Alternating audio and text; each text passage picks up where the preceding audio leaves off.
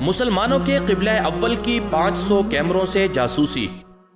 قابض صہیونی انتظامیہ نے مسجد اقصی کی جاسوسی اور وہاں پر آنے والے نمازیوں پر نظر رکھنے کے لیے نام نہاد سیکیورٹی وجوہات کی آڑ میں وہاں پر سینکڑوں جدید ترین کیمرے اور مواصلاتی آلات نصب کر رکھے ہیں۔ ایک رپورٹ کے مطابق مسجد اقصی کے اطراف، اس کی گیلریوں اور پرانے بیت المقدس کے داخلی اور خارجی راستوں پر کم سے کم 500 کیمرے نصب کیے گئے ہیں۔ صہیونی حکام کے مطابق مختلف وزارتوں، بلدیہ اور اسرائیلی پولیس کی جانب سے یہ کیمرے مشترکہ طور پر لگائے گئے ہیں تاکہ قبلہ اول میں عبادت کے لیے آنے والے فلسطینیوں پر نظر رکھی جا سکے اور یہودی آباد کاروں کے دھاووں کے وقت انہیں فول پروف سیکیورٹی مہیا کرنے میں ان کی مدد کی جا سکے۔ مقامی ذرائع کا کہنا ہے کہ بیت المقدس کی تمام شاہراہوں پر کیمرے نصب کیے جا رہے ہیں۔ ان کیمروں کے ساتھ ساتھ اسرائیلی پولیس کی بھاری نفری بھی جگہ جگہ موجود رہتی ہے۔ بیت المقدس حکام اور فلسطینی عوام کا کہنا ہے کہ اسمارٹ کیمرے دراصل قبلہ اول کی جاسوسی کا ایک نیا حربہ ہے۔ صہیونی حکام کا دعویٰ ہے کہ ہم القدس شہر کو تشدد سے پاک شہر بنانے کے لیے جگہ جگہ سمارٹ کیمرے نصب کر رہے ہیں۔ دوسری جانب قبلہ اول پر نہ ختم ہونے والا یہودی آباد کاروں کے دھاووں کا سلسلہ بھی جاری ہے۔